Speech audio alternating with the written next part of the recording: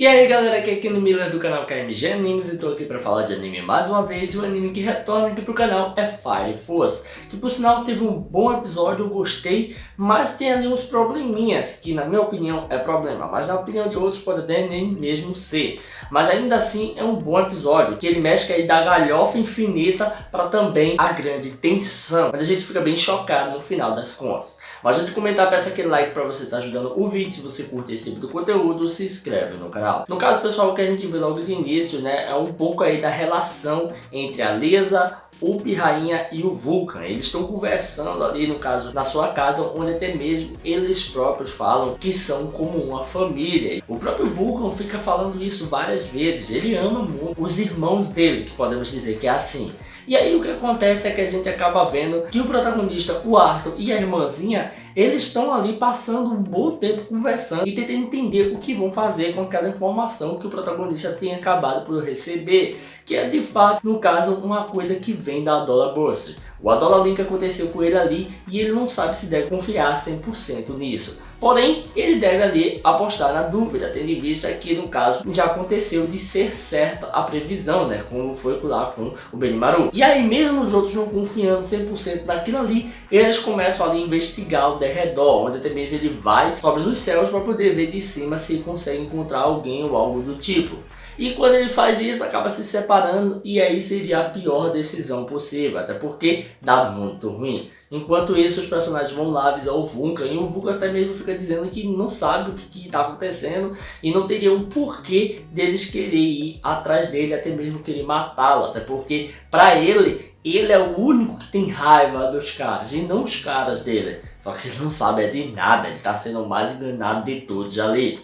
E no fim, o que a gente acaba vendo é que começa uma cena que, em vez de ser emocionante, até mesmo um certo teor de adrenalina, ela puxa mais pro suspense. A trilha sonora, eu acho que é ela que ferra essa cena de ação. É como eu falei, esse diretor ele não consegue acertar nas cenas de ação.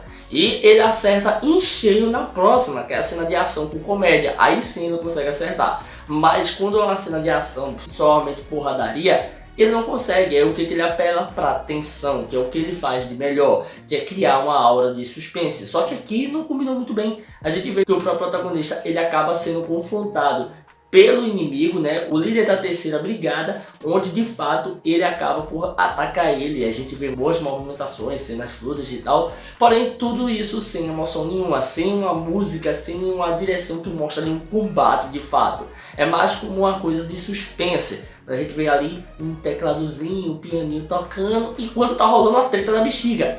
E no fim a gente até mesmo vê uma cena bem tensa, que é o cara conseguindo enrolar o protagonista e até mesmo dando uma descarga elétrica de 10.000 volts nele. E para provar que o protagonista tem um poder muito avassalador, ele tem um poder que conseguiu suportar 10.000 volts e o cara teve que aumentar a potência ali da sua arma elétrica para poder parar o protagonista. E sim, o protagonista foi capturado, foi levado para o evangelista, pelo menos é o plano que foi dito ali por ele na hora. E depois disso eu já fiquei, mano, eu acho que esse episódio não vai ser legal e as cenas de lutas vão ser chatinhas comumente. Porém não, isso não aconteceu e diferente do que eu imaginava, ter uma cena épica ali de luta bem séria, não, a gente teve uma cena muito boa, épica e foi da zoeira. Eu não sei como é que eu consegui gostar disso, porque realmente é claramente uma cena bosta, mas é boa. Você curte a cena, eu curti pra caramba. E aí o que a gente vê é que justamente o Arthur falando que ele gosta de estar no clima pra lutar. E no caso ele pede que o Vulcan faça alguma coisa que deixe ele com um ar mais característico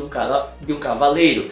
E mano, é muito da hora, velho, porque a gente vê que o cara inventa de fazer ali um cavalo para decidir como realmente o cavaleiro no seu cavalo ir pra luta e tal, para enfrentar aqueles milhares de inimigos que estão ao redor ali, no caso da oficina, porque aparece dois caras, desses dois caras viram milhares e aí a coisa fica tensa. E mano, quando ele vai lutar, velho, o cavalo é uma cinta com cabeça de jumento, velho, que ele bota ali no negócio dele. é muito, mas muito bizarro, cara. É engraçado pra caramba. Eu ficava rindo sempre quando tava tendo a luta. E, mano, ele ficou muito empolgado. A visão que ele tinha do que ele tava fazendo era algo grandioso. No cavalo branco, com armadura prateada, ele de cavaleiro e tal. É resenha demais, velho. Mas no fim o que acontece é que depois de um bom tempo de luta e ele sem conseguir vencer de fato, o tenso é que o cara acaba ferindo o ego do Arthur, que é justamente o seu visual. Onde ele mostra como ele tá de fato e quando ele vê, velho, ele tá com aquele negócio de jumenta ali no negócio dele, mano. Ele fica folgado pra caramba, velho. Chega o fogo que ele tá emanando ali da espada, diminui.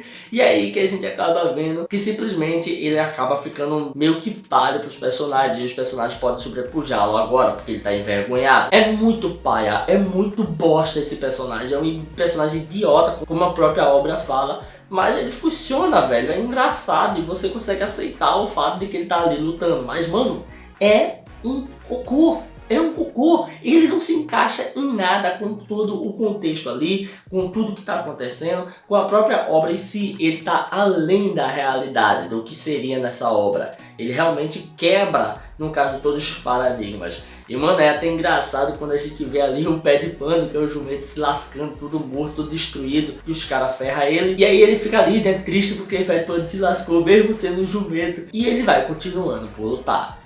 E a partir desse momento, meu amigo, o jogo voa completamente. A gente entra por uma aula de tensão e suspense muito grande. Porque do nada acaba se descobrindo que de fato a Lisa não é legal. A Lisa não é boazinha. Na verdade, ela é um agente dos inimigos. Ela era uma espiã. No caso, a Lisa, desde o início, sempre esteve programada para se tornar amiga do Vulcan, para que de fato ela consiga ter espaço ali e aí conseguir pegar uma chave tecnológica muito forte que daria a possibilidade de fazer alguns planos do Evangelista. Que a gente já viu que tá todo mundo unido nessa questão. A terceira brigada é parte dos Evangelistas. E meu amigo, quando ela se transforma, que ela solta o cabelo e até mesmo ela fica com raiva ali daquela situação toda, ela começa a bater muito no Vulcan. E mano, o Vulcan não só iria levar porrada dela, como ele ia levar muito mais porrada do que imaginava.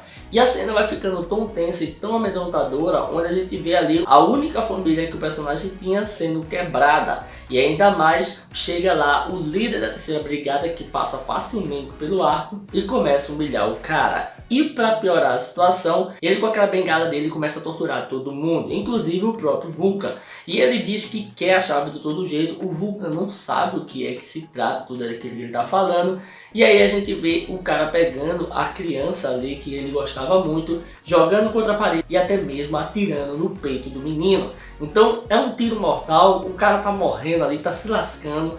O Vulcan fica desesperado, eu já tava ficando agoniado pra caramba por causa da tensão que a cena traz e é muito bem construída. Esse diretor, ele deveria fazer animes de terror e de suspense, ele é muito melhor nessa parte. Onde até mesmo a gente vê que pra finalizar com chave de ouro, o cara não só acha que aquilo ali foi suficiente pra torturar o coitado do Vulcan, como também acha que deve meter a porrada nele. E a gente vê por vários momentos que ele fica girando sem parar, no caso, a sua bengala e batendo no corpo do personagem. O bom é que eles não fizeram a movimentação do cara apanhando. Se eles fizessem o corpo dele se debatendo enquanto ele apanhasse, seria muito mais pesado. Esse diretor, ele sempre deixa escondidinhas as coisas para não ficar tão pesado, mas ainda assim coloca. E mano, a cena me deixou chocado, velho. Por mais que seja simples, prática, ainda assim ela remete ao que tá acontecendo. E a gente até mesmo vê, né? O cara tá todo arrebentado, o cara se ferrou bastante. E como se não bastasse, mano, esse cara da terceira brigada, ele tem que morrer lentamente, cara. Porque deu raiva. O cara fez isso tudo e ainda achou pouco.